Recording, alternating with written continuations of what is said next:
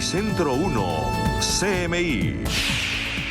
Buenas noches, bienvenidos a las noticias. Los siguientes son los 3 hechos más importantes de hoy en Colombia. La inflación sigue cediendo. En noviembre fue del 10,15%. Transporte, hoteles y restaurantes fueron los que más incidieron en el costo de vida. Esta cifra será tenida en cuenta para fijar el aumento del salario mínimo para 2024. Hablaremos más de esta noticia en nuestra emisión nacional a las 9 de la noche. El Ministerio de Hacienda busca eliminar los subsidios de combustibles de grandes consumidores como la industria y la minería. La medida se estudia a través de un proyecto decreto que aplicaría para las empresas que registren un consumo de más de 20.000 galones anuales. Ampliación de esta noticia en nuestra emisión nacional a las 9 de la noche. Pendiente de la decisión que tome la Corte Constitucional sobre el Código Electoral, se declaró el nuevo registrador nacional, Hernán Penagos, quien asumió funciones hoy, en reemplazo de Alexander Vega. Penagos, cuyo periodo en el cargo será de 4 años, también anunció que buscará que la entidad tenga un software propio para las elecciones venideras y dijo que adelantará campañas para combatir la abstención, que hoy ronda el 50%. Hablaremos más de esta noticia en nuestra emisión nacional a las 9 de la noche.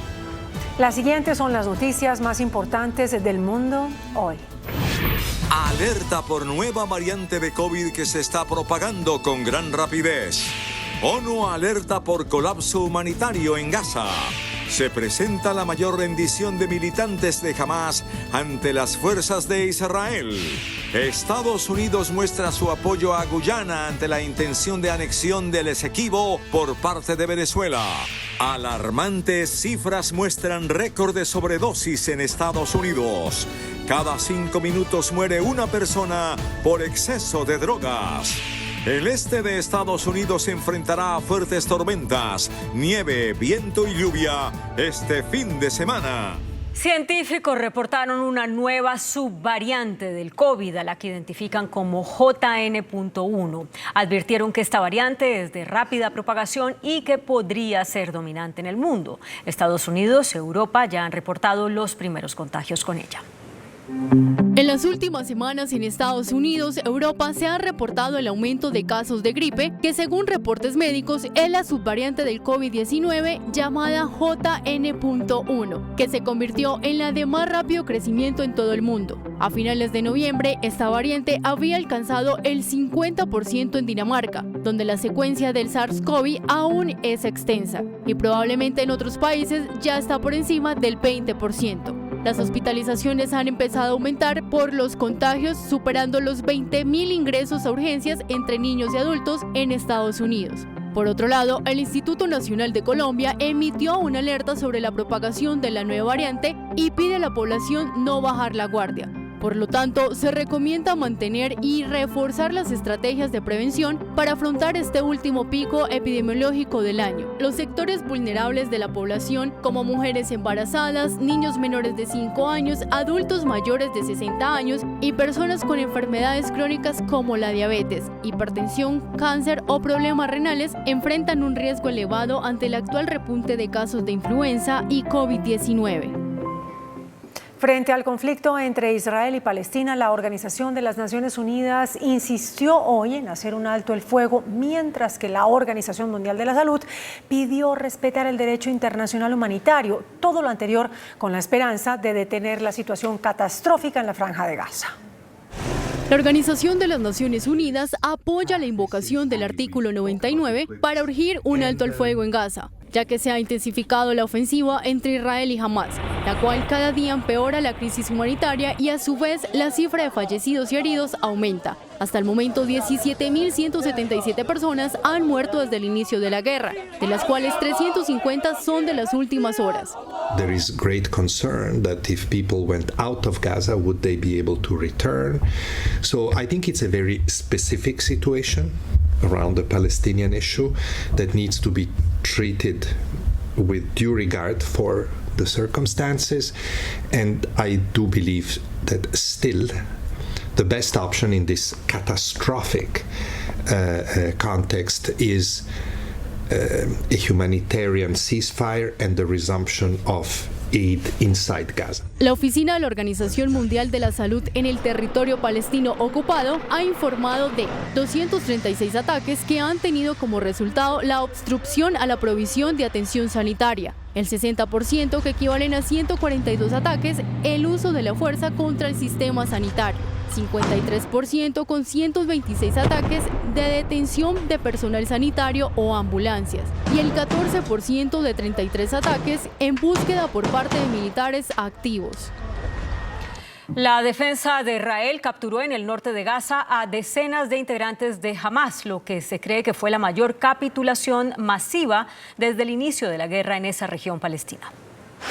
Con el objetivo de ganar la guerra, el ejército de Israel se ha desplazado en los últimos 4 días al sur de la Franja de Gaza, en el cual han intensificado su ofensiva con el fin de acabar con Hamas y ganar la guerra. En las últimas horas, la defensa israelí reporta la captura de una decena de milicianos en la frontera de la franja. Jamás no habrían puesto resistencia a las tropas de las fuerzas de defensa en Jabalía, en lo que se estima fue la mayor capitulación masiva desde el inicio de la guerra. Además, las fuerzas de defensa de Israel han confirmado la muerte de 87 de sus militares durante las operaciones terrestres en la Franja de Gaza, que han seguido a los bombardeos masivos, que han matado cerca de 17.000 personas. Israel lanzó una nueva amenaza contra Hezbollah, declarando que si este grupo militar continúa con sus hostilidades, convertirá a Beirut en otra Gaza. Fue el primer ministro israelí Benjamín Netanyahu quien advirtió que Beirut quedaría devastada como Gaza si Hezbollah, con sede en Líbano, iniciaba la guerra.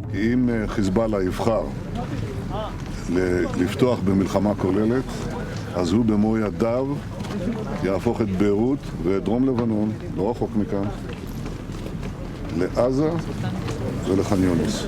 Netanyahu, su ministro de Defensa y el jefe del Estado Mayor de Israel fueron informados en el Comando Norte del Ejército de su país, donde se reunió con oficiales del Estado Mayor y otros soldados.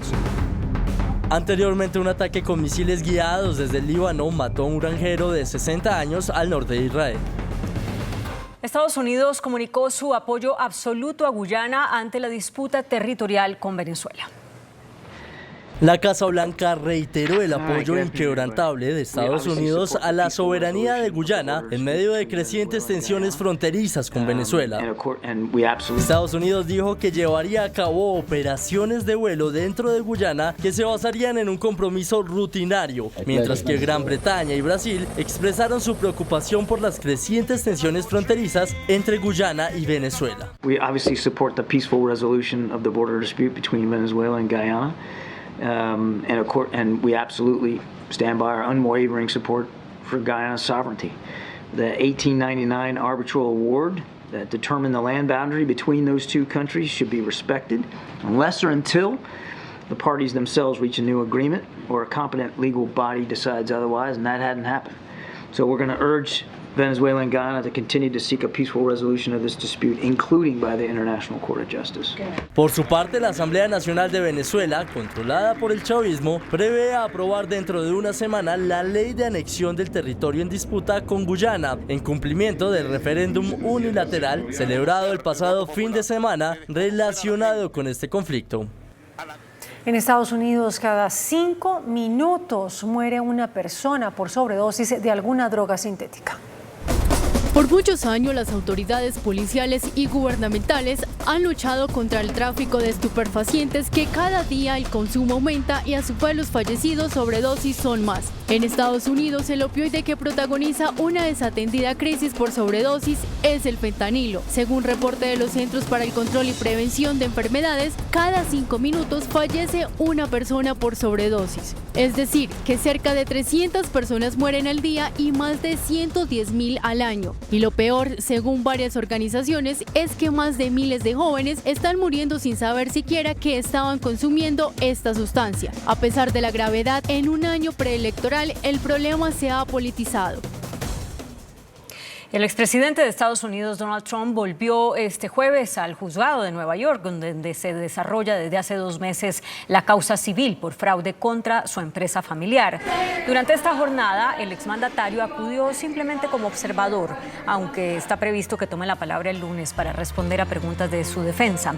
Este proceso amenaza con convertirlo en persona no grata en el mundo empresarial de la Gran Manzana. Hay alerta en el sur de Estados Unidos ante la llegada de fuertes tormentas, nieve y ventarrones este fin de semana. El impacto de estas condiciones climáticas se sentirá el viernes y llegará fuertemente a Oklahoma, Arkansas, Texas, Luisiana y Mississippi. Las autoridades meteorológicas del país anunciaron que es probable que la tormenta pase rápidamente, por lo que no hay riesgo de que los ritmos totales de precipitación se disparen. Y un sismo de magnitud 5,8 en la escala de Richter sacudió el centro de México la tarde de este jueves. El Servicio Geológico Nacional comunicó que el foco sísmico se localizó a 44,4 kilómetros de profundidad. El epicentro estuvo en el estado de Puebla. Hasta el momento, el sismo no deja personas heridas ni fallecidas. Sin embargo, las autoridades hicieron un llamado para que la ciudadanía esté atenta ante posibles repicas. Rusia registró un nuevo tiroteo en un centro educativo. 2 menores murieron y 5 más quedaron gravemente heridos. La responsable del hecho fue una niña de 14 años, quien mató a tiros a un compañero de clase e hirió a otros 5 antes de suicidarse en una escuela en la ciudad de Bryansk, al oeste de Rusia. El comité de investigación de este país dijo que según los datos de la investigación preliminar, la niña llevó una escopeta de acción a la escuela, desde la cual disparó contra sus compañeros de clase. Los investigadores están trabajando para determinar el motivo principal del mortal hecho. Bryansk es una de las regiones rusas que han sufrido ataques transfronterizos durante la guerra con Ucrania y donde Moscú ha alentado la formación de unidades de autodefensa. Y en China empezaron a comercializar la primera tela que tiene inteligencia artificial incorporada. Es capaz de cambiar de color. Se trata de una tela que cambia de color desarrollado por un equipo de investigación de Hong Kong, la cual cuenta con una cámara diminuta integrada y funciona utilizando inteligencia artificial.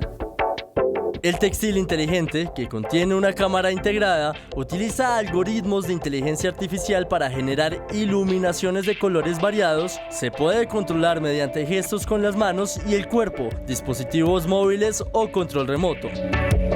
Por ejemplo, un pulgar hacia arriba activa el color azul intenso, un gesto de dedo en forma de corazón provoca un color rosa y una señal de OK genera una iluminación verde en tonos de joyas.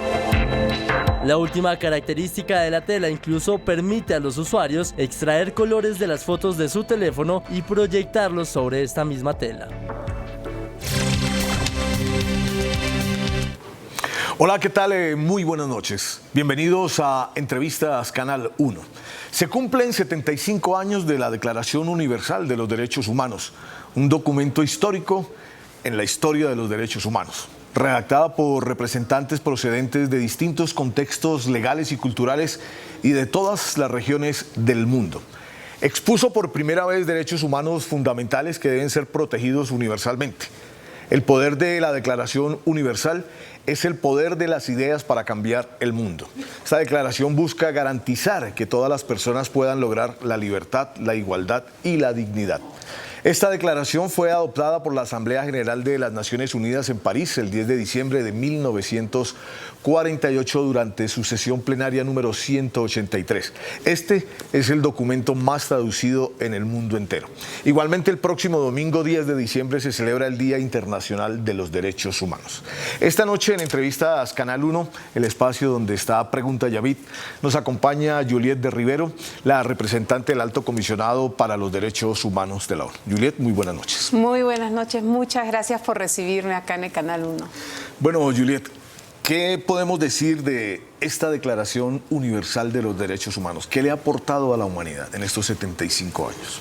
Pues yo creo que esto muestra un consenso internacional de que todos los seres humanos nacemos libres, igual en derechos y en dignidad.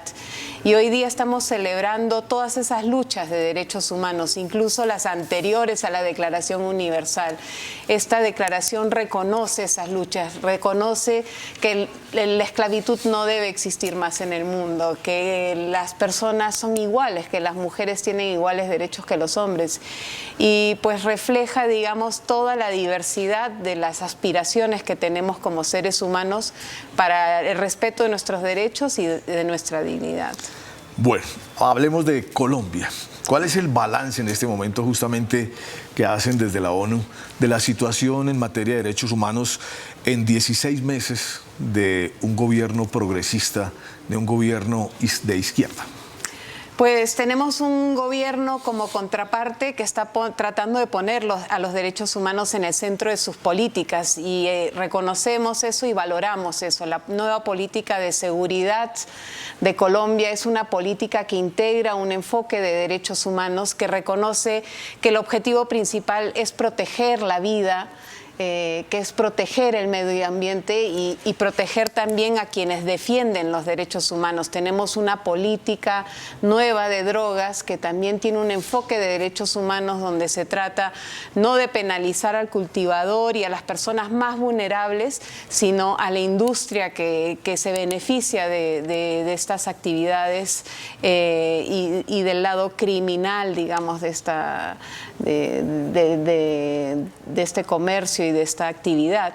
Entonces nosotros reconocemos ese esfuerzo del gobierno de poner los derechos humanos en el centro, de tener un plan nacional de desarrollo que integra el acceso a tierras, que tuvo un proceso participativo.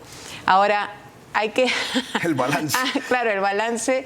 Hay que esperar también que esto ya aterrice, digamos, en los territorios, porque sí seguimos observando una situación difícil en los territorios. Es decir, que los grupos armados todavía continúan vulnerando los derechos humanos y afectando a la población, sobre todo a los pueblos indígenas y afrodescendientes de Colombia, que han sido históricamente marginados y afectados por el conflicto armado. Y eso nos preocupa mucho, porque estas reformas y estos cambios y estas nuevas políticas tienen que tener un sentido en la vida de la gente. Bueno, Juliet, justamente el programa Somos Defensores acaba de publicar este informe que se llama A la Espera, ¿no? Sí. A la espera de qué va a pasar con el gobierno. Y en estos primeros 6 meses de 2023 se habla de 85 defensores de derechos humanos asesinados. O sea, ¿eso qué significa? ¿Qué dice en materia de derechos humanos al asesinar 85 defensores de derechos humanos y 158 líderes sociales? Pues Colombia es uno de los países más violentos para ser defensora o defensor de derechos humanos. Es donde más homicidios de defensoras de derechos humanos y de defensores hay, y nos preocupa mucho esa situación. Nosotros creemos que se tiene que generar un nuevo enfoque de protección de los derechos de los defensores de derechos humanos para asegurar un entorno más seguro para el trabajo que ellos hacen. ¿Y qué tendría ese nuevo enfoque? ¿En qué se tendría que basar? Pues ya no sería un enfoque totalmente individual de asegurar la protección de un individuo, pero de la colectividad, del conjunto, de la comunidad o de la organización o del lugar al que pertenecen estos movimientos sociales para crear un contexto que es más favorable para la defensa de los derechos humanos. No es suficiente darle un chaleco o ponerle una escolta a un defensor, hay que cambiar el contexto en el que está haciendo su activismo, y creo que los defensores mismos deben contribuir a ese cambio de enfoque. Ellos mismos pueden participar con ideas de cómo mejorar la protección en los territorios donde son más vulnerables. Pero eso significa que entonces en materia de derechos humanos todavía la idea del gobierno de proteger la vida, de proteger esos derechos humanos no se ha aterrizado. Pues empieza a aterrizar. Yo creo que han habido muchas iniciativas y ahora pues hay muchas consultas, se han creado varias mesas territoriales territoriales de garantías donde se están empezando a tener estas conversaciones, ¿no? Entonces nosotros sentimos que sí hay avances, pero que todavía pues hay que articular mejor esa llegada del Estado en los territorios. Creo que ese es el desafío principal, y reforzar la institucionalidad en los lugares donde la situación es más difícil, donde la violencia es más aguda y donde los grupos armados están haciendo una afectación más grande a los derechos. Bueno, hay algunos analistas que dicen que hay un nuevo perfil en el asesinato de esos líderes sociales, de esos defensores de derechos humanos. No se trata de asesinar ya a la persona en sí, sino al proyecto que representa. Es decir, por ejemplo, a los que defienden los proyectos mineros o que van contra los proyectos mineros y contra las multinacionales.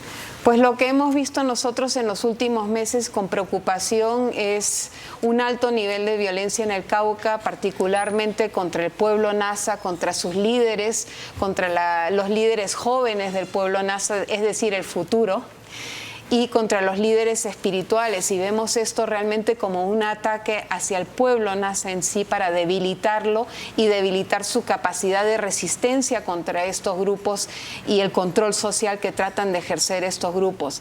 Lo que también hemos visto es que cada vez han sido más vulnerables los miembros de juntas de acción comunal, es decir, que los grupos armados están tratando de desarticular ese poder de las comunidades de organizarse, de gestionar su propio desarrollo, y quieren permear esas estructuras y ejercer un control más fuerte sobre las comunidades. Entonces sí nos preocupa mucho esa situación, y también la de líderes y lideresas ambientales. Bueno, entonces, ¿qué hacer frente a ese panorama de asesinato de líderes sociales, de defensores de derechos humanos? Pues nosotros creemos que hay que articular las nuevas políticas que se han adoptado. Hay una nueva política de desmantelamiento que fue, digamos, una apuesta del acuerdo de paz, pero desde el 2016 hasta ahora recién se ha adoptado esa política de desmantelamiento de estas estructuras generadoras de violencia.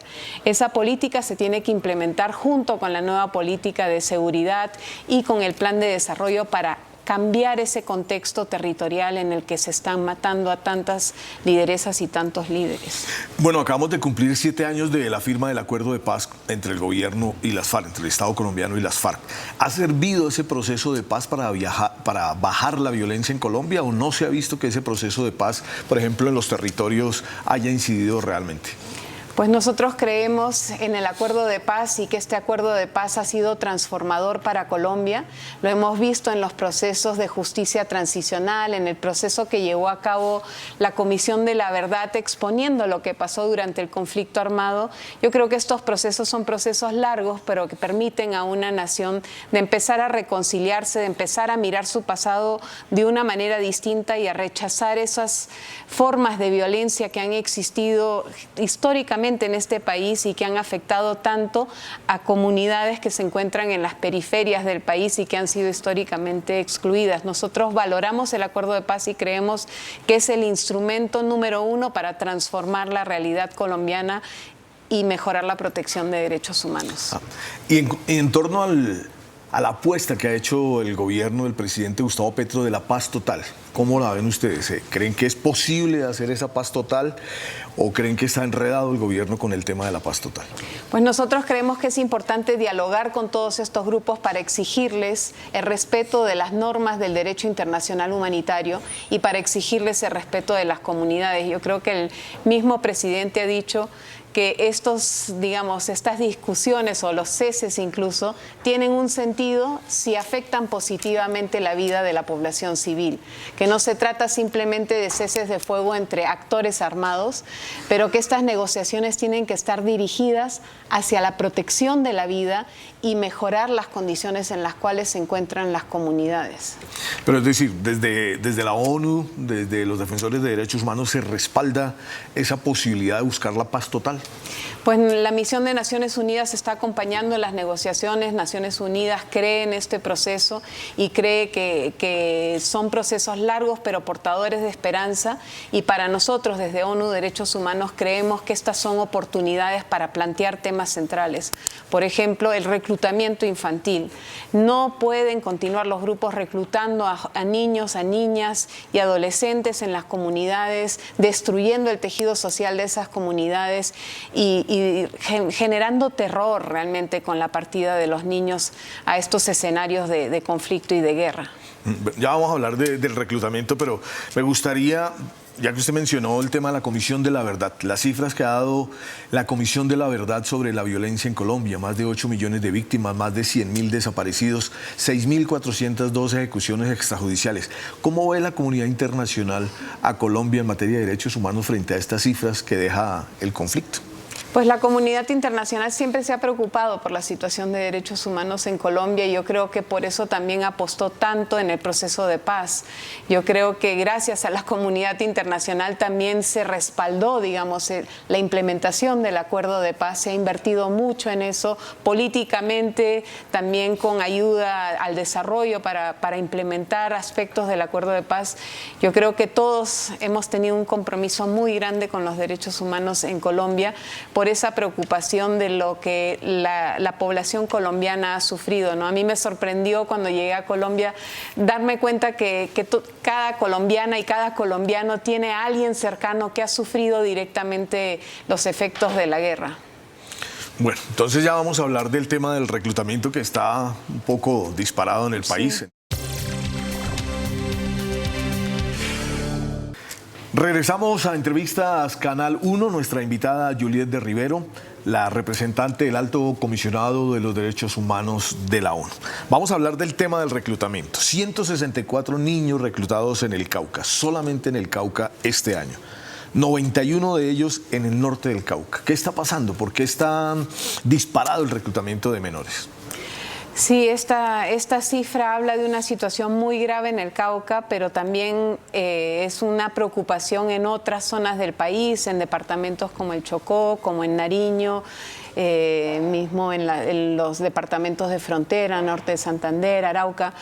Los grupos armados están reclutando activamente a niños y a niñas, adolescentes, a sus filas, y esto genera una situación de vulneración de derechos tanto para los niños como para sus familias. Realmente lo que nos preocupa también es que hay un subregistro del nivel de reclutamiento que está ocurriendo y los grupos armados, muchos de ellos están negando a hacerlo. Entonces hace difícil abordar el problema con ellos. Para nosotros es muy importante que esto se plantee en el centro de las negociaciones con los distintos grupos y que se tomen todas las medidas de prevención para impedir que esto siga sucediendo en estos territorios, aprovechándose las personas más vulnerables de estas comunidades, ¿no? ¿Qué lleva a los grupos armados? En este caso creo que el Estado Mayor Central es el que más está reclutando menores. ¿Qué lleva a esos grupos a reclutar a los niños, a llevarlos a la guerra, a ponerles un fusil en la mano? Pues los niños y las niñas son muy vulnerables al reclutamiento infantil, muchas veces viven en condiciones de mucha precariedad económica y social. En algunos casos, pues hemos hablado anteriormente tú y yo de la situación en Guaviare, en las escuelas donde no están llegando los alimentos escolares y eso afecta la deserción escolar. Entonces es aprovecharse de esa vulnerabilidad de una comunidad, ¿no? Y hemos visto que quienes son particularmente afectados, y por eso vemos lo que está pasando en el norte del Cauca, son los pueblos indígenas y son también los pueblos afrodescendientes, y por esa situación social y económica de vulnerabilidad de la juventud que no tiene alternativas. Sí, y bueno, y de esto del Guaviare, esa denuncia que usted estaba haciendo, que no están llegando los alimentos a las escuelas, sobre todo a los pueblos indígenas, a los Jiu y a los Nucac.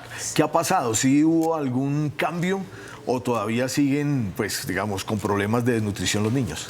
Pues todavía ha habido este problema, se arregló inicialmente, pero nuevamente hubo un problema con el presupuesto departamental para hacer llegar estos almuerzos a los colegios, y es preocupante porque eso dificulta la llegada de los niños al colegio y los expone realmente a estas situaciones de reclutamiento y incluso de trata en este departamento. Y sobre todo, como usted dice, son pues los Jiu y los Nucac que sufren particularmente esta situación. Doctora Juliet, una declaración del primer comandante del ELN, Antonio García, sobre el tema del secuestro, pues causó mucha polémica. Quisiera que me diera usted su opinión. Él dice que el ELN no hace secuestros, que solamente hace prisioneros y retenidos. ¿Qué piensa usted frente a esa declaración de Antonio García? Pues me parece una declaración irresponsable, me parece que es inaceptable banalizar esta situación o instrumentalizar digamos, las limitaciones a la libertad de una persona de esta manera. Me parece una declaración bastante cínica y aprovecho para llamar a los grupos a poner en libertad a todas las personas que actualmente se encuentran retenidas por ellos. Esto es una violación fundamental de sus derechos y es una falta de respeto al derecho internacional humanitario. Es totalmente inaceptable y no coincide con un espíritu que sería el de negociar la paz y de sentarse en la mesa con el gobierno para negociar una salida. No corresponde a eso. Bueno, ¿cómo entender la filosofía del ELN y también del Estado Mayor Central de las FARC cuando firman un cese al fuego y se comprometen a respetar el derecho internacional humanitario, pero dicen que ese derecho internacional humanitario no los obliga a dejar de secuestrar? Pues yo no quiero interpretar ni las intenciones ni los actos ni de ningún grupo armado. Lo que sí puedo decir es que el derecho internacional humanitario prohíbe este tipo de conducta y que este tipo de conducta constituye un crimen desde el punto de vista de las violaciones de derechos humanos y que de ninguna manera se puede justificar la limitación de la libertad de una persona.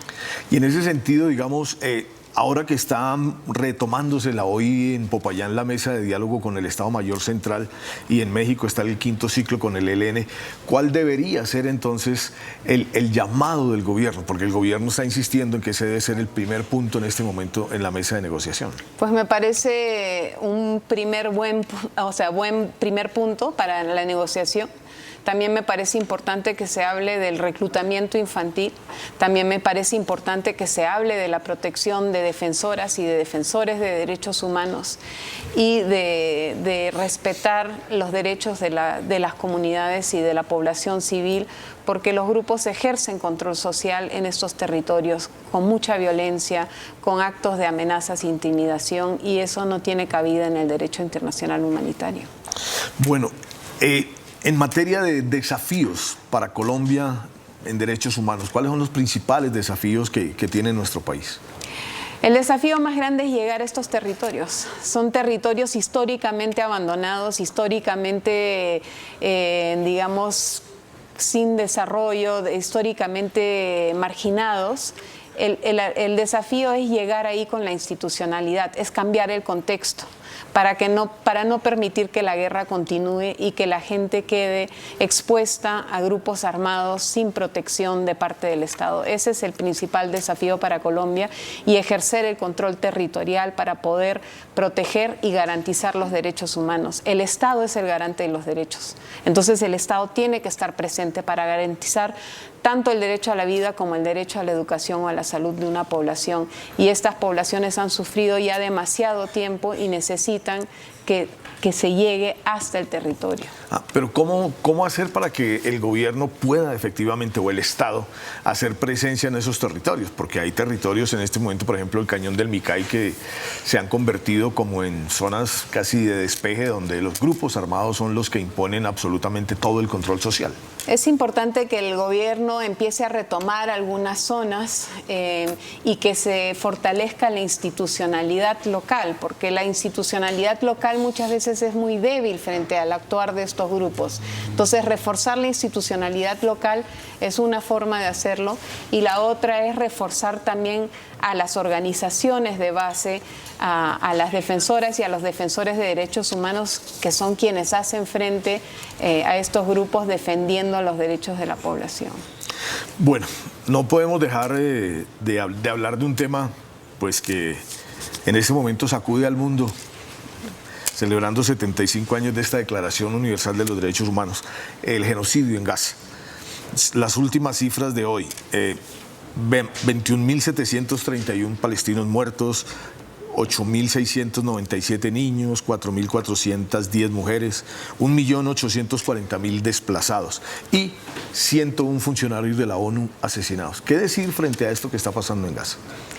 Pues es una situación deplorable, conmovedora, que nos que nos interpela, nos preguntamos, ¿no? ¿Cómo podemos llegar al 75 aniversario de la Declaración Universal y ver una situación en la que casi 9.000 niños han perdido la vida en pocas semanas?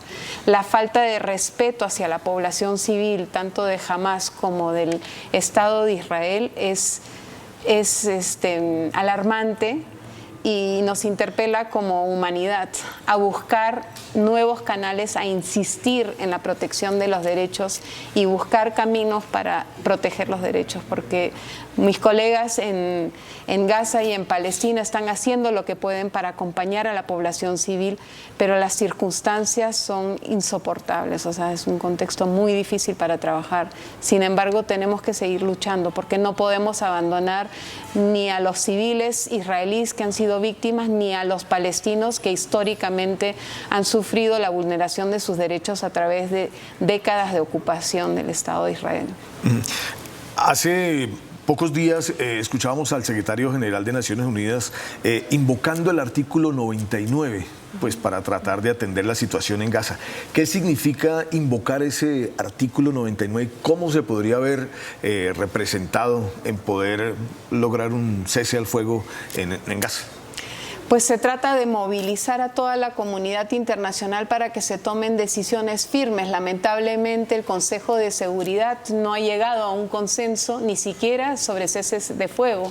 Entonces es una situación lamentable que demuestra un poco las falencias del sistema internacional actual y frustra también la actividad de la Organización de Naciones Unidas, que está tratando de defender el derecho internacional humanitario y los derechos humanos ahí donde se están vulnerando. Entonces es un llamado a la movilización colectiva para responder esta situación, tal vez con una movilización más amplia de la comunidad internacional. Justamente, ¿cuál cree usted que ha sido el papel que ha cumplido la comunidad internacional frente al genocidio en Gaza? Pues no es un secreto que no ha habido consenso en el Consejo de Seguridad y que eso ha sido un gran desafío para poder responder adecuadamente a esta situación.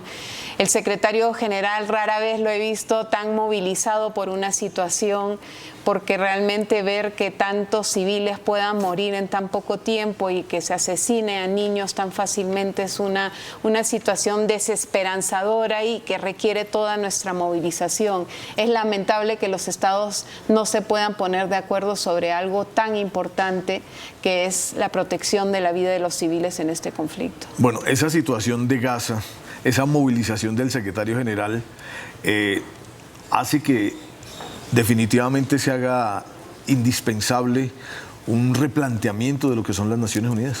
Sí, yo creo que es oportuno este 75 aniversario para repensar cómo defender los derechos humanos, ¿no? Estas luchas siempre han sido luchas difíciles, pero yo creo y celebro, digamos, la valentía de quienes defienden los derechos humanos de seguir siempre insistiendo en el cumplimiento de los derechos y buscando los caminos necesarios para llegar a esos cambios que muchas veces cuestan y por los cuales mucha gente sufre en el camino, ¿no? Bueno, entonces, para despedirnos, ¿cómo se definiría un defensor, una defensora de derechos humanos? Pues en Colombia, sí. En Colombia hay una diversidad tan grande de defensoras y de defensores de derechos humanos, desde quienes defienden su cultura, sus pueblos, sus tradiciones, hasta quienes están defendiendo la vida del planeta, el medio ambiente, la niñez, los derechos de las mujeres. Es quien se levanta e insiste, digamos, en esa dignidad que nos corresponde a todos, en esos derechos que son inherentes a cada ser humano y que lucha por ese ideal para crear una mejor sociedad. Doctora Juliet, muchísimas gracias. Gracias a ti, muchas gracias por la invitación. Bueno, ella es Juliet de Rivero, la representante del Alto Comisionado para los Derechos Humanos de la Organización de las Naciones Unidas. A ustedes, muchísimas gracias por estar aquí en Entrevistas Canal 1, en este espacio que siempre está Pregunta Yamit. Los invitamos a que continúen con Noticentro 1 CMI. Noticentro 1 CMI. Inflación sigue a la baja. Cae al 10.15% en noviembre. Gasolina y servicios públicos están presionando la inflación, revela el DANE. Gobierno eliminará subsidio a los combustibles para grandes consumidores. Ministro de Defensa dice que el país está lleno de minas antipersona. Van 83 víctimas este año. 40.000 hombres del ejército garantizarán la seguridad en Navidad y Año Nuevo. Millonaria condena contra EPM. Pagará más de 780.000 millones de pesos. Corte Suprema deja para el próximo año elección de fiscal general. Gigantesca movilización en aeropuerto y terminales por puente festivo. Alcalde electo de Bogotá pide a la alcaldesa frenar licitación de tramo sur del Corredor Verde. Insólito, robo en pleno vuelo en avión que cubría ruta Aruba-Cali. Fitch mantiene calificación a economía colombiana. Iniciamos nuestra segunda hora de noticias. La inflación en Colombia continúa a la baja, cae por octavo mes consecutivo. En noviembre, la variación anual se ubicó en el 10,15%, según el DANE. La cifra es fundamental para definir el alza del salario mínimo para 2024, cuya discusión está en curso, pero va en firme el próximo lunes en la mesa de concertación salarial. El costo de vida en Colombia sigue cediendo. Agosto registró una variación anual del 11,43%. En septiembre ya fue del 10,99%. Octubre, 10,48%. Y noviembre, entregada hoy, 10,15%. Las categorías que más afectan el bolsillo de los colombianos son transporte, 16,54%.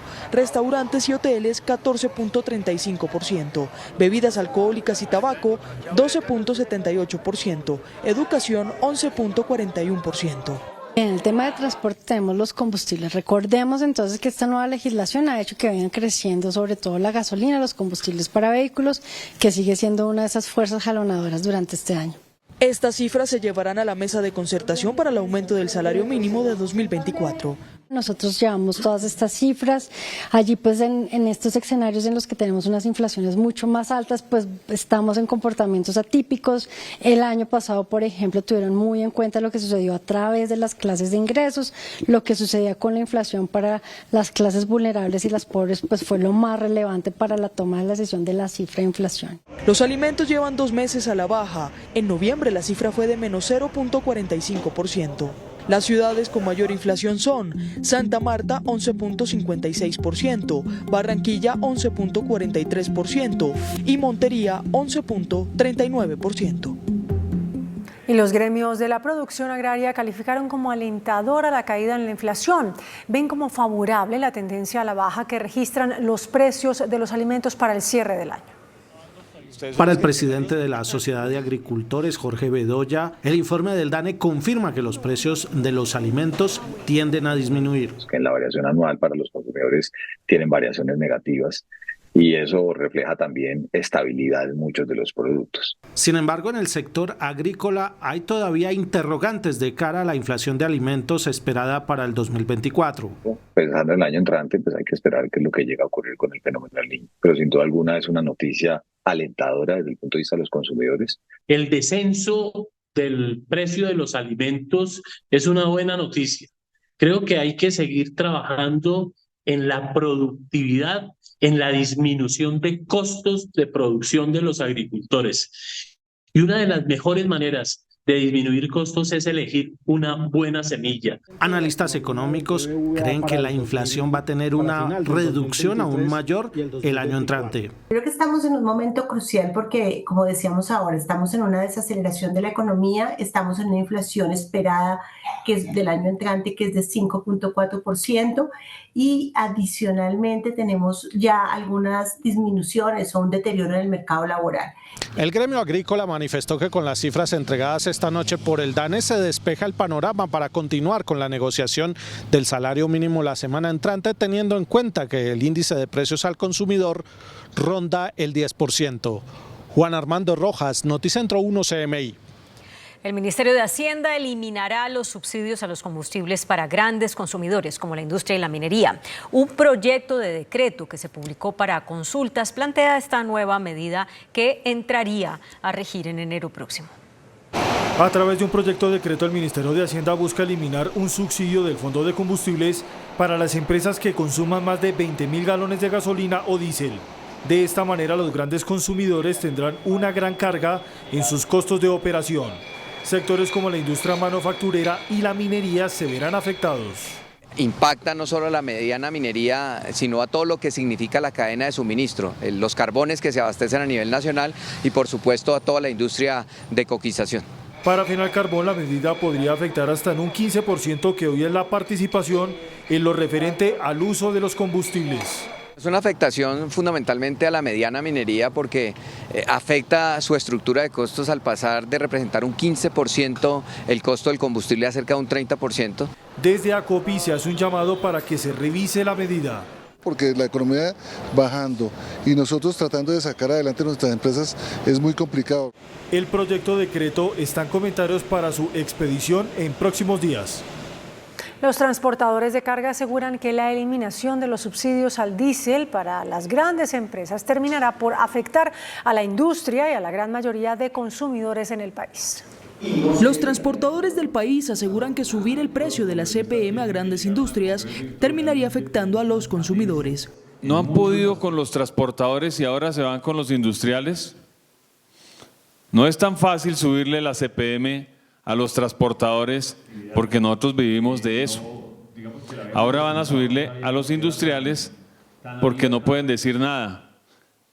Pues que no crean que es que nosotros estamos hablando mentiras que también van a afectarlos a ellos y también van a afectar el país. Porque al subirle el ACPM a esas grandes industrias, a la final el producto terminado también va a subir. No descartan un paro nacional. Parar nuestros vehículos, si no es rentable nuestro negocio tenemos que parar, no bloqueando ni haciendo males como de pronto se hizo en años anteriores. Sobre el aumento de ese combustible a transportadores de carga, continúan las mesas para buscar una fórmula alternativa. Desde Melgar, en el Tolima, el ministro de Defensa, Iván Velásquez, dijo que Colombia está minada, refiriéndose a minas antipersonas sembradas por grupos armados. En Colombia, en 2023 han muerto 83 personas por la activación de minas antipersona. La situación es tan crítica que Colombia ocupa el 7º puesto en el mundo en víctimas por minas. El país está minado. Es decir, hay muchas zonas del territorio en el que, inclusive esto del plateado, a mí me reportaban diariamente y a veces en un día ya avanzamos 10 metros, ya como que 10 metros en un día. Dice, sí, desactivamos tanta cantidad de artefactos explosivos. Entonces, todo esto es un proceso de planeación porque tiene que ser además con seguridad.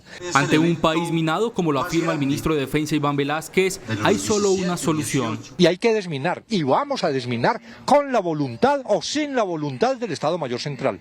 Porque esa es una garantía que tenemos que darle a esa comunidad que está allí asediada. El jefe de la cartera de defensa también se refirió a la crítica situación que se presenta por los secuestrados en manos del ELN. Cerca de 38 tal vez secuestrados del Ejército de Liberación Nacional que son secuestrados.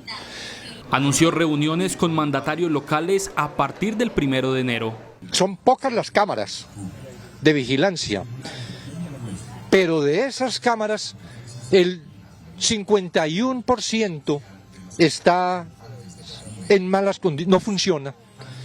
Entonces, una acción que tenemos que desarrollar y que con los nuevos alcaldes vamos a empezar desde el 1 de enero es por el mantenimiento de las cámaras, por la extensión con el Ministerio del Interior. Las declaraciones se dieron desde Tolemaida, en Melgar, donde el ministro de Defensa fue acompañado por el comandante del Ejército Nacional, el general Luis Mauricio Ospina, y el subdirector de la Policía Nacional, el general Nicolás Zapata, junto al comandante de la Fuerza Aérea Colombiana. Allí se realizó el denominado Correo de la Gratitud, donde más de 3.000 soldados leyeron las cartas que le enviaron niños de diferentes escuelas para esta Navidad. En los próximos días, el ejército blindará con más de 40.000 hombres en los departamentos con más riesgo de violencia. El despliegue se extenderá durante los meses de diciembre y enero. En diálogo con Noticentro 1 CMI, el comandante del Ejército Nacional, el general Luis Mauricio Ospina, entregó la estrategia del Ejército para el Plan Navidad. En el centro del país, que es la división más grande, la quinta división cuenta con 22.000 hombres y mujeres que están volcados a toda la parte de infraestructura vial, que es el centro del país como tal. Entregó la estrategia de todo el Ejército para brindar seguridad en el centro del país para Navidad y fin de año. La séptima división tiene aproximadamente 20.000 hombres que están con todos los departamentos que corresponden a la parte occidental haciendo la tarea también, y así sucesivamente. Tenemos Arauca, Amazonas, estamos distribuidos en todo el territorio nacional. Hay prioridad en otros departamentos de alto riesgo. Estamos organizados en 10 divisiones y esas divisiones, 8 que son territoriales y 2, una que es de fuerzas especiales y una que es de la aviación y asalto aéreo. Entonces todo está a disposición fuera de combatir la amenaza. Todas las divisiones estarán en alistamiento ante cualquier emergencia. Se activó la militarización en las carreteras del país. En el momento del plan electoral, específicamente dedicados, tenemos más de 3.000 hombres que están dedicados a lo que son las vías principales, a lo largo y ancho del territorio nacional, pero en las diferentes localidades contamos con el resto de gente. Cundinamarca, Tolima y Huila serían los departamentos con mayor movilidad. Un llamado a los grupos armados a liberar a todos los secuestrados en su poder hizo la representante del Alto Comisionado para los Derechos Humanos de la ONU, Juliette de Rivero. La declaración la dio en el marco de los 75 años de la Declaración Universal de los Derechos Humanos. Para Rivero, nada justifica el secuestro. El llamado es inequívoco a todos los grupos de liberar a las personas que tienen bajo su control. No hay ninguna manera de justificar el secuestro y la privación de libertad de una persona. Según la representante del Alto Comisionado para los Derechos Humanos de la ONU, el secuestro es una clara violación al derecho internacional humanitario. Viola el derecho internacional humanitario. Les exigimos que respeten las normas del derecho internacional humanitario y los derechos de las poblaciones, incluyendo de los pueblos indígenas y afros, que se ven tan afectados y cuya existencia está en riesgo por el accionar de estos grupos. Rivero denunció el incremento del reclutamiento de menores en el país. Es el incremento del reclutamiento infantil y cómo esto afecta a todo el tejido social de las comunidades. Los niños y las niñas son muy vulnerables al accionar de estos grupos y hay un subregistro realmente de lo que está pasando y los grupos niegan esto. La Declaración de Derechos Humanos fue adoptada por la Asamblea General de las Naciones Unidas en París el 10 de diciembre de 1948. La Corte Suprema de Justicia pospuso para el 2024 la elección de la nueva fiscal general de la Nación que reemplazará a Francisco Barbosa. La Sala Plena decidió esperar a que 2 nuevos magistrados tomen posesión de sus cargos para proceder a la elección. La elección de la nueva fiscal general de la Nación no se dará este año, dado que la Sala Plena de la Corte Suprema, que se reunió hoy, determinó que la votación se llevará a cabo en la Sala Plena del 25 de enero del próximo año. El presidente del Alto Tribunal explicó las razones del aplazamiento de la votación en un video enviado a los medios de comunicación. Para permitir la participación del total de sus 23 magistrados, la Sala Plena de la Corte Suprema de Justicia decidió aplazar para la primera sesión del año 2024 el inicio de las votaciones. El periodo del fiscal Francisco Barbosa termina en febrero del próximo año, por lo que la Corte debe nombrar su sucesora en una terna integrada por Ángela María Buitrago, Luz Adriana Camargo y Amelia Pérez. Los 2 nuevos magistrados de la corporación tendrán la oportunidad de evaluar de forma rigurosa y consciente las propuestas y perfiles de las 3 candidatas ternadas por el señor presidente de la República. La próxima fiscal tendrá a su cargo más de 27.000 funcionarios que cumplen sus funciones en casi todos los municipios del país. Que la Fiscalía nunca más se use para encubrir el crimen. Este es el mensaje que el presidente Gustavo Petro le envió a la Corte Suprema, que elegirá, como veíamos, a la fiscal en 2024. El presidente Gustavo Petro envió un duro mensaje a la Corte Suprema de Justicia de cara a la elección de la nueva fiscal. Cualquiera que sea la decisión de la Corte, espero que a partir de esa decisión, la Fiscalía nunca más se dedique a perseguir colombianos por razones políticas o económicas y nunca más se permita que se use para encubrir el crimen. El mandatario reiteró su confianza en la terna integrada por Ángela María Buitrago, Luz Adriana Camargo y Amelia Pérez y anunció que desde el gobierno se alista una reforma judicial. El ministro de Justicia tiene hoy la tarea de configurar una comisión de reforma a la justicia que busque simplificarla, empoderarla, volverla efectiva y cercana a la ciudadanía. La nueva fiscal asumirá el cargo en febrero del 2024, en reemplazo de Francisco Barbosa. Noticentro 1 CMI conoció el fallo que condena a empresas públicas de Medellín a pagar una millonaria suma a Hidroituango por los daños causados y las decisiones que generaron la crisis registrada en el proyecto en abril de 2018, cuando se taponó el túnel de desviación. El fallo de 302 páginas, conocido por Noticentro 1 CMI y firmado por 3 árbitros de la Cámara de Comercio, expone la radiografía de la disputa legal entre EPM y la sociedad Hidroituango y la demanda interpuesta por la Gobernación en 2021. El fallo condena a EPM a pagar 780.000 millones de pesos por los daños ocasionados en la contingencia de Hidroituango y por las decisiones que conllevaron a la crisis. Condenar a empresas públicas de Medellín, ESP, EPM, a pagar a Hidroeléctrica Ituango, SA, ESP, Ituango, más de 781.000 millones de pesos por concepto de las cláusulas penales de apremio por incumplimientos de hitos, entre la fecha en que se hicieron exigibles y la fecha del laudo. Por ahora no se conoce si EPM impugnará la decisión. El ministro de Justicia, Néstor Osuna, explicó cómo se aplicará el decreto que permite el uso de semilla de coca para actividades industriales. El funcionario dijo que habrá controles rigurosos a la cadena de producción. El jefe de la cartera de Justicia explicó en detalle en qué consiste la iniciativa del gobierno para que la semilla de coca sea utilizada en procesos industriales. Estamos pensando también en usos para investigación científica y en usos industriales como fertilizantes, pinturas, cosméticos, textiles, alimentos.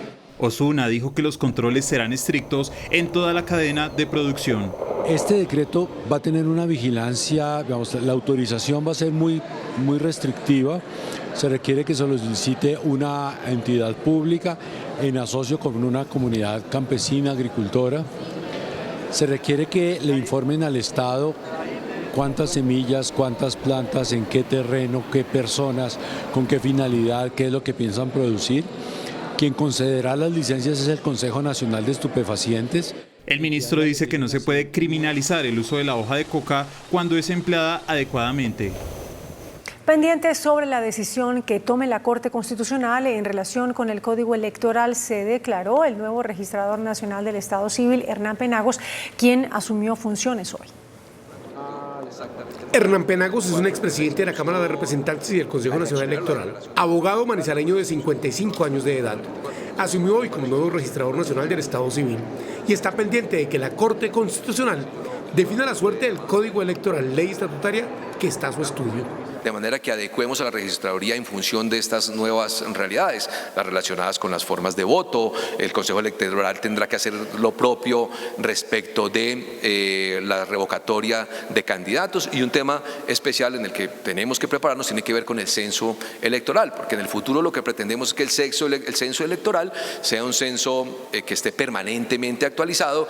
Penagos dijo que es importante que la registraduría avance en un software institucional para las elecciones en nuestro país. Que hay que ir, por ejemplo, construyendo desarrollos que nos permitan resolver asuntos que hoy están tercerizados, pero que de pronto podemos ir implementándolos como software propios de la registraduría. No sé, la definición de los jurados de votación o de los testigos electorales que también hoy se tercerizan. Además de realizar las elecciones, Hernán Penagos tiene como registrador nacional la responsabilidad de acreditar la identidad de los ciudadanos colombianos. Las autoridades llevan a cabo controles para evitar siniestros durante la gran movilización de vehículos que, al menos para Cundinamarca, se proyecta en alrededor de 1.900.000 durante este puente festivo. Saludamos a Nicolás Romero en una de las vías de salida de Bogotá.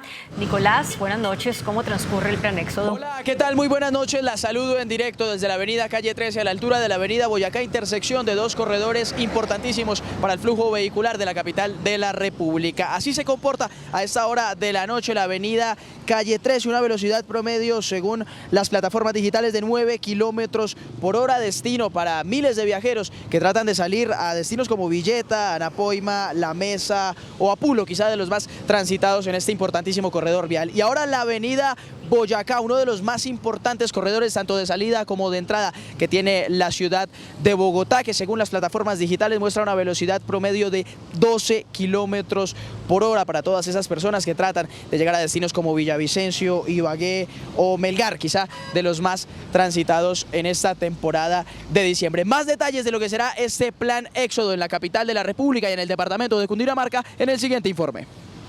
El año pasado tuvimos la pérdida de 64 personas como consecuencia de siniestros viales, 107 lesionados, por eso la importancia este mes de impactar positivamente esa cifra. Bogotá tendrá pico y placa regional este domingo en todos los corredores de entrada. De 12 del mediodía a 4 de la tarde ingresan los vehículos de placa par y de 4 de la tarde a 8 de la noche ingresan los vehículos de placa impar. Vamos a tener restricciones de carga. El 7 vamos a tener de 3 de la tarde a 11 de la noche. El sábado no vamos a tener restricción, el domingo vamos a tener restricción, igualmente se va a aplicar el pico y placa regional. 192.400 pasajeros se movilizarán desde la terminal de transporte de Bogotá. Hoy van a salir 40.000 personas y mañana más de 50.000, 60.000 viajeros. Las autoridades estiman que en el departamento de Cundinamarca en esta temporada de diciembre se movilicen al menos 9 millones de vehículos. Esta es toda la información desde el occidente de la capital de la República. Nicolás Romero para Noticentro 1 CMI. Gracias, Nicolás. El alcalde electo de Bogotá, Carlos Fernando Galán, solicitó a la alcaldesa Claudia López detener la licitación del tramo sur del Corredor Verde por la Séptima. Después de que el director del Instituto de Desarrollo Urbano anunciara que la actual administración tomó la decisión de volver a publicar los prepliegos del tramo sur del Corredor Verde, Carlos Fernando Galán solicitó que se detuviera el proceso. El resultado del 29 de octubre es un mandato sobre los principales proyectos de Bogotá. En nuestro programa de gobierno planteamos que el tramo sur del Corredor Verde de la Séptima, de la 100 al sur, se debía revisar con la ciudadanía. He pedido respetuosamente a la alcaldesa Claudia López y a su administración no avanzar con la licitación de ese tramo, pues los bogotanos votaron para que se revise y rediseñe. El director del IDUL explicó a este noticiero que según el cronograma que está establecido, la adjudicación de ese tramo quedaría en manos de Galán, pero se haría bajo los términos que deje planteada la administración de Claudia López en el proceso de licitación. Desde su campaña, Galán aseguró que si no quedaba contratado, estudiaría hacerle cambios al proyecto. El tramo norte, de la calle 99 a la 200, ya tiene los contratos firmados y lo que pide el alcalde electo es que se le permita realizar algunos ajustes al tramo sur, que va de la calle 99 a la calle 24.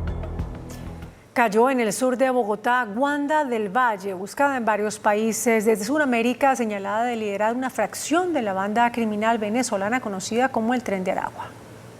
Wanda del Valle Bermúdez Viera, de nacionalidad venezolana y más conocida como la Bebecita del Crimen, fue retenida en la localidad de Usme, al sur de Bogotá, mediante notificación roja de Interpol con fines de extradición solicitada por el gobierno de Perú.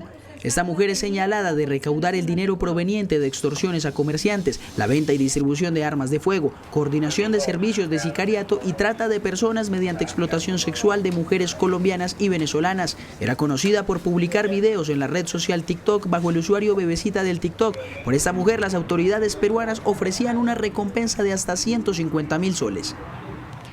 La Comisión de Acusación de la Cámara de Representantes abrió investigación al magistrado de la Corte Suprema Francisco Farfán. Se busca establecer si el magistrado incurrió en alguna irregularidad cuando adelantaba una investigación al senador José Alfredo Géneco.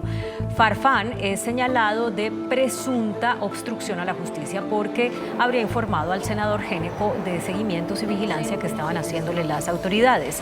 La investigación llega a la Comisión de Acusación luego de que el mismo magistrado Farfán pidiera la indagación. La Procuraduría abrió una indagación por las denuncias por presunto maltrato a la exdirectora de la Agencia Jurídica del Estado, Marta Lucía Zamora. La Procuraduría busca determinar si hubo alguna actuación en contra de la exdirectora de la Agencia de Defensa Jurídica del Estado por su postura en la que se mostró en favor de adelantar una conciliación con la firma encargada de la fabricación de los pasaportes. Según trascendió, la exfuncionaria habría sido agredida verbalmente por el canciller Álvaro Leiva en medio de la discusión sobre la licitación y la posible conciliación. El ejército se pronunció sobre la crítica situación de orden público en el municipio de Briceño, en Antioquia, donde ha habido en los últimos días 16 sazonadas y además han sido detectadas y desactivadas 16 zonas sembradas con minas antipersona. 360 familias desplazadas, 6 sazonadas contra el ejército este año, 15 campos minados destruidos, varias tropas retenidas por órdenes de las disidencias de las FARC. Esa es la radiografía de la crítica situación que se vive en Briceño, Antioquia, reveló el ejército, que además afirmó que allí no hay zonas vedadas. En absoluto. No hay zona vedada en ninguna parte del país para el Ejército Nacional. No hay zonas vedadas en Antioquia, no hay zonas vedadas en Briceño y no hay absolutamente nada de este término que emplearon porque nuestras tropas siempre han estado en el lugar. El alto oficial confirmó que 180 hombres del ejército hacen presencia en la zona y aseguró que allí se están haciendo operaciones militares. Noticentro 1 CMI conoció que las autoridades reportaron este año en el departamento 28 violaciones del cese al fuego por parte del ELN y 11 de las disidencias. También en Antioquia, 6 presuntos integrantes del Clan del Golfo, entre ellos un jefe de sicarios, se fugaron de una base militar ubicada en el municipio de Caucasia. Según la investigación, los 6 presuntos integrantes del Clan del Golfo se fugaron de la base militar El Palmar, en Caucasia, Antioquia. Todos están condenados y estaban a la espera de un traslado que no había sido posible por la crisis de hacinamiento que viven las cárceles del departamento. Uno era un cabecilla de sicarios, y eso valga la redundancia en este sentido, quien era que nos tenía, pues digamos, azotada la población sobre el sector del Bagre. 4 puntos, estos puntos son gente que está solamente encargada de verificar el paso de tropas, de informar cuando pasan las unidades, y uno que hacía parte de una comisión armada que también de la Julio César Vargas. Los detalles de la fuga por ahora se mantienen en reserva, pero el ejército anunció una investigación disciplinaria. Ya se ordenaron las investigaciones preliminares, como le digo, con apoyo de la SIJIN, de la policía y con el CTI de la Fiscalía General de la Nación. En las últimas horas, 2 fueron recapturados y a esta hora continúa el operativo para localizar a los otros 4. El Ministerio de Agricultura y Bienestar Familiar presentaron la nueva bienestarina Más Nuestra.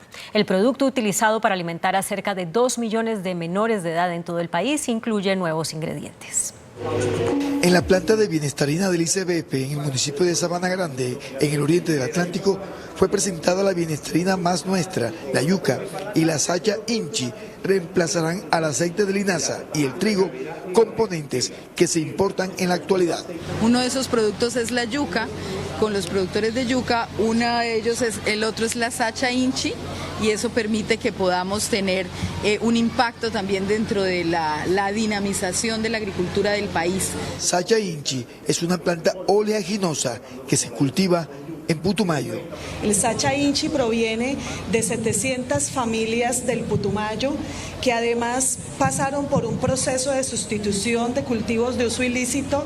En el país se distribuyen mensualmente unas 1.500 toneladas de bienestarina entre febrero y noviembre.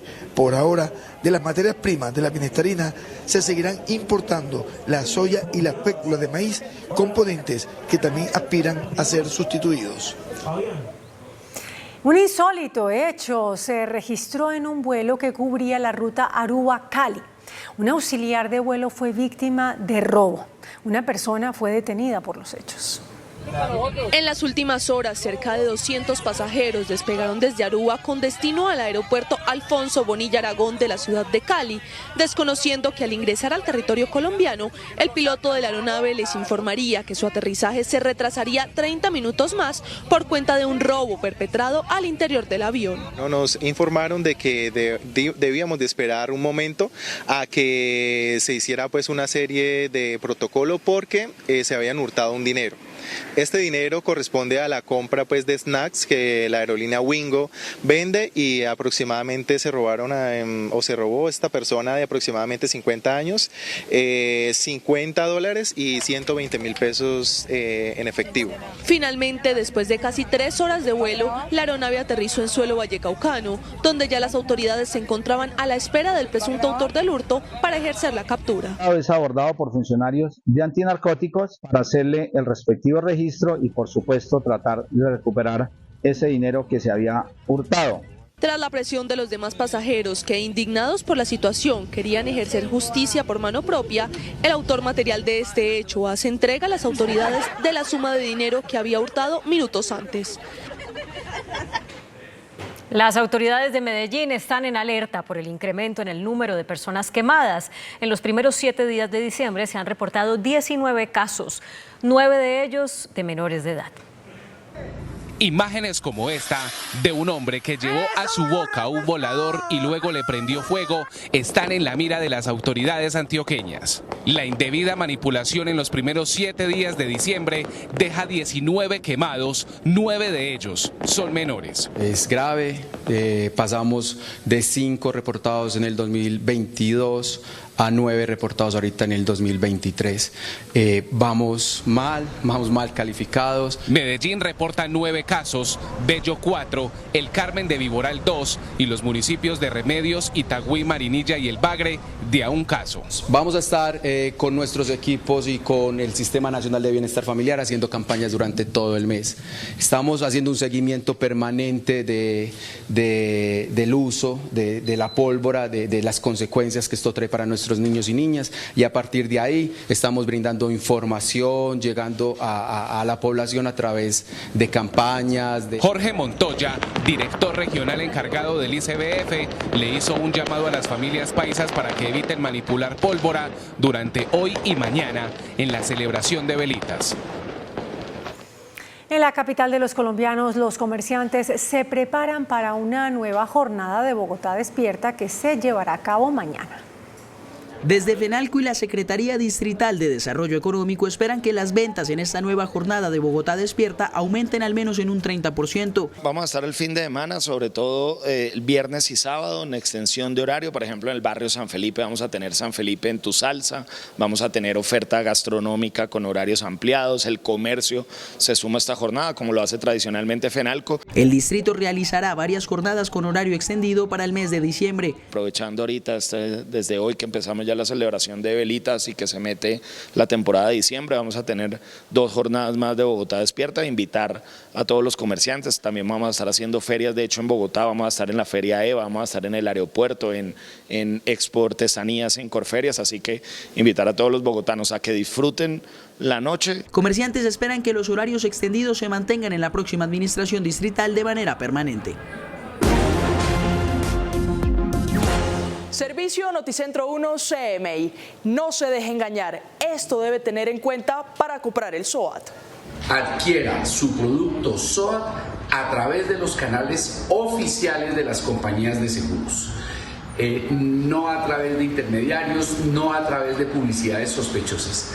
Y en particular, si les llega una propuesta, una oferta a través del WhatsApp, desconfíen, en principio descártenla, a menos de que hayan hecho una verificación muy confiable en su compañía de seguros.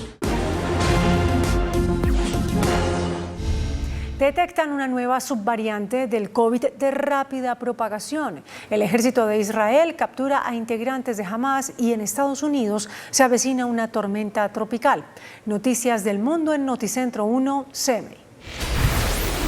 Científicos alertan de una subvariante de COVID-19 llamada JN.1, la cual se convirtió en la que más rápido crecimiento en todo el mundo ha tenido. En Estados Unidos y en Europa ya hay cientos de personas contagiadas, por lo que expertos recomiendan que las personas que integran los grupos de alto riesgo, como personas de edad avanzada, inmunocomprometidas o con afecciones coexistentes, no interrumpan sus esquemas de vacunación y sigan las recomendaciones médicas. La defensa de Israel capturó en la frontera de Gaza un grupo de militantes de Hamas, captura que fue la mayor capitulación masiva desde el inicio de la guerra en la franja. Según el Centro Meteorológico de Estados Unidos, Texas, Luisiana, Arkansas, Mississippi y Oklahoma enfrentan este fin de semana lluvias torrenciales, fuertes tormentas, vientos huracanados e incluso nieve, por lo que las autoridades piden estar alerta ante cualquier llamado de emergencia. La agencia Fitch Ratings mantuvo la calificación de Colombia con perspectiva estable. La agencia de riesgo ratifica la nota BB+ para el país, destacando la estabilidad de la economía y el manejo de la política monetaria desde el Banco de la República. Colombia se mantiene un escalón por debajo del grado de inversión. Fitch además proyecta un crecimiento de la economía colombiana del 1,1 al cierre de este año y manifiesta su preocupación por la lenta caída en el índice de inflación. Ex directivos y ex gerentes del Banco de la República consideran que no es el momento para bajar las tasas de interés. Advierten que la inflación aún se mantiene en niveles altos frente a otras naciones de Sudamérica. Durante el evento de la Universidad del Rosario, que entregó la Orden del Fundador al Mérito en las Ciencias Económicas al Banco de la República, exdirectivos del organismo manifestaron que hoy no es conveniente una reducción de las tasas de interés en niveles del 13,25%. Si bien la inflación ha bajado, no ha sido suficiente. No podemos esperar que el banco baje súbitamente tasas para reactivar la economía, porque el banco tiene que ponderar ambas cosas, el estado de la economía y el estado de la inflación. El banco va a comenzar a bajar tasas en el momento en que se sienta cómodo para continuar bajando paulatinamente. Consideran que la reactivación de la economía no solo depende del Banco de la República en materia de tasas, sino también de las acciones desde el gobierno nacional. No son los datos, sino la confianza del consumidor, de los empresarios, del inversionista en el país es muy precaria, de modo que eso es delicado. El gerente del Banco de la República destacó la autonomía e independencia para la toma de decisiones, las cuales no han sido fáciles. La Junta Directiva del Banco de la República ha tenido que adoptar decisiones dolorosas que generan costos importantes en el corto plazo para mantener la estabilidad de mediano y largo plazo. Se dio reconocimiento al Banco de la República por sus 100 años de historia. Los gremios del turismo declararon formalmente el inicio de la temporada alta de Navidad y fin de año. Los hoteles dicen que tienen camas disponibles y las aerolíneas aumentaron frecuencias y vuelos hacia los destinos más visitados.